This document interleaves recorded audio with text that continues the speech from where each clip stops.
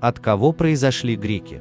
Один из древнейших народов мира, греки, а как правильнее эллины, имеют и причитающуюся генеалогию.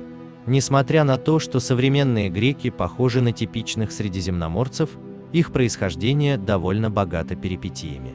На их внешний вид наложили отпечаток многочисленные империи, войны и переселения народов, которые проходили через Элладу. Древнее население Греции. Греция не всегда была населена современными греками. Первым населением региона были пелазги, или как их еще называют негреки. Это были народы Древней Европы до ее индоевропейского завоевания. Люди с богатой культурой, создавшие цивилизации Микен и Крита, но в военном плане уступавшие индоевропейцам. Вооруженные бронзовыми мечами и в рогатых шлемах, племена ахейцев, ионийцев и дарийцев, индоевропейцы из степей Украины и Карпатских гор, волна за волной нападали на пелазгов и разрушили их цивилизацию. Сначала пришли греки-ахейцы, затем ионийцы и дарийцы, которые постепенно вытеснили из Эллады все, что было от пелазгов, но не без взаимного влияния. Они очень многое заимствовали от прежнего населения, частично с ним смешались, но в целом были иным народом.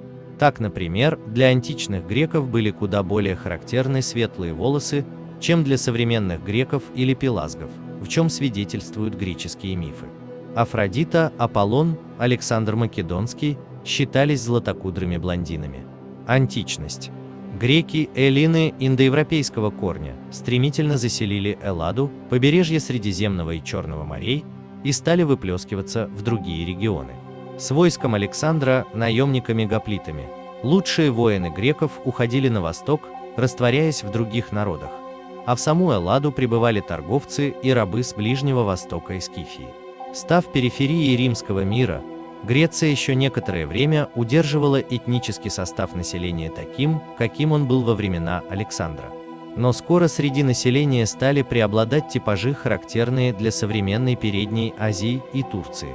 В составе Рима Греция стала также скорее культурным центром, куда стремились со всех концов империи, став ее плавильным котлом. Средневековье.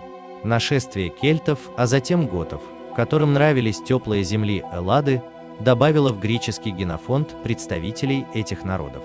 Но это оказалось каплей в море перед огромной армией славян, которые массово переселялись сюда под кнутом аваров или по доброй воле. Зачастую сами ромейские историки начинали подозревать, что уже все греки имеют славянские корни. Славяне были и вольными поселенцами, и наемниками в византийской армии, и рабами на рынках Константинополя. Процесс медленного слияния был оборван нашествием турок. Падение Константинополя положило начало отуречиванию греков. Язык, культура, нравы стали испытывать сильнейшее османское влияние, а в страну хлынул поток населения с юга и востока. Насильственное отуречивание, налоговая политика, заставляющая греков принимать ислам, и ограничения в правах способствовали тому, что в Греции появились как настоящие турки, так и ставшие ими греки. Наши дни.